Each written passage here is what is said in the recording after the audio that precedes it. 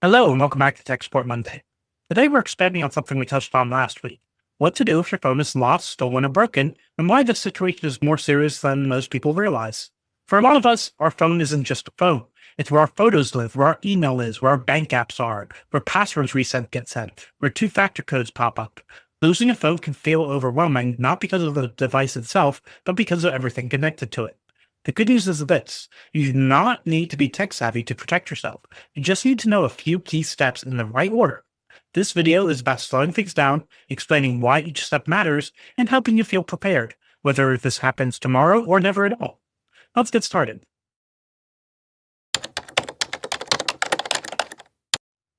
The first thing to do if your phone goes missing is simple. Pause and think before reacting. Many people immediately start calling their phone over and over, or assume it's gone forever. That often wastes time and can even make things worse. Instead, borrow another phone or use a computer to try locating your device using built-in tracking tools. If your phone is nearby, you may hear it ring. If it's somewhere else, you'll at least know whether it's moving or stationary. If it looks truly lost or stolen, your next step is to lock it remotely so no one can access it. Another important step in this early window is protecting your email. Even if your plan is to do nothing else right away, changing your email password quickly can prevent someone from using your phone to reset their accounts. Email is the master key, and securing it early buys you a time and peace of mind. The goal in the first 30 minutes is to solve everything, to stop the situation from getting worse.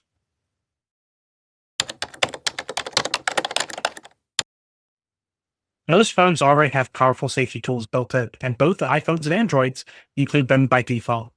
Many people don't use these features simply because they don't realize they're already there, or they assume they're too complicated. They're actually designed for everyday people and only take a few minutes to turn on. On iPhones, this feature is called Find My Phone. You can turn it on in settings, tapping your name on the top, selecting Find My, and making sure Find My Phone is switched on. Once enabled, you can use it on another device to see your phone's location, lock it with a message, or erase it if it's truly lost or stolen. On Android phones, the feature is called Find My Device. You can check it by going to Settings, then Security or Google, and making sure to Find My Device is turned on.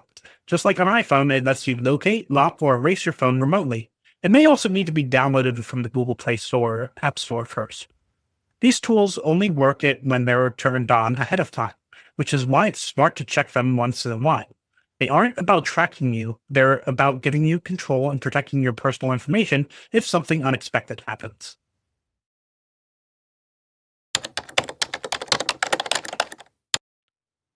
Once you've handled the immediate situation, the next priority is securing your accounts. But this is where people feel overwhelmed. The key is to do it in the right order, so you're not doing more work than necessary. Start with your email account. This is the most important step because email is how almost every other service verifies your identity. If someone can access your email, they can reset passwords for banking, shopping, social media, and more. Change your email password, and there's an option to log out of other devices. Use it. After email, move on to financial accounts like banking apps, credit cards, and payment services. Even if you don't think those apps were not open on your phone, it's better to be cautious. Then update passwords for social media and shopping apps. You don't have to do everything at once. Start with the accounts that would cause the most damage if accessed by someone else.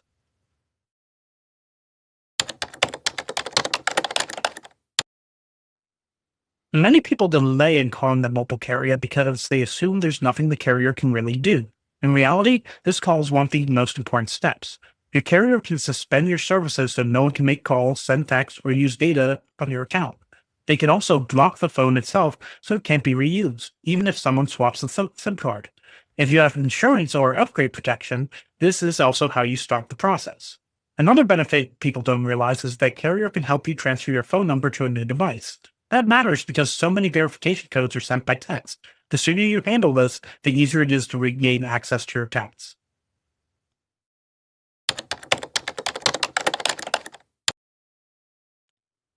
One of the biggest fears people have when a phone is lost or broken is losing photos, contacts, and messages forever.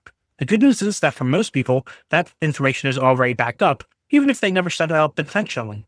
Modern phones usually back up data automatically to the cloud when connected to Wi-Fi. When you sign into a new phone with the same account, your photos, contacts, and apps often start reappearing on their own. It may take some time, but it's really all gone. A helpful but often missed step is checking your backup status before setting up a replacement phone. Knowing what was backed up helps set expectations and reduces stress. Replacing a phone is inconvenient, but it usually doesn't mean starting from zero these days.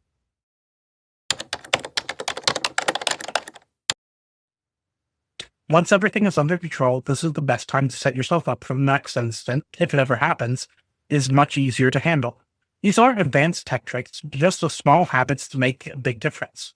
Use a screen lock that isn't obvious, like a pin instead of a single swipe action or pattern. Make sure your phone is set to lock quickly when it's not in use. Turn on automatic updates because many of those updates quietly fix security problems you'd never notice otherwise. Another overlooked tip is writing down important recovery information and keeping it somewhere safe, not on your phone. That includes your email login, account recovery phone numbers, and backup codes if you have them. This isn't about memorizing passwords, it's about making sure you're not locked out when you need access the most.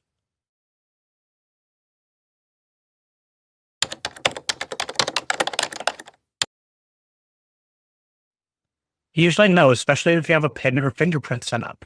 That's why having a locked screen is so important. It stops most access right away.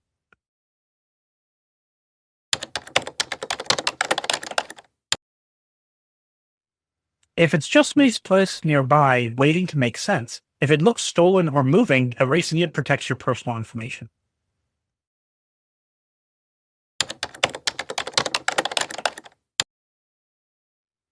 If it's just misplaced nearby, waiting to make sense. If it looks stolen or moving, erasing it protects your personal information.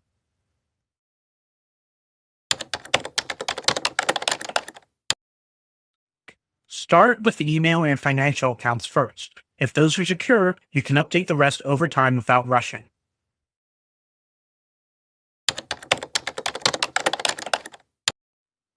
Most of the time, yes, as long as you sign in with the same account, it may take a bit, but your data usually restores on its own.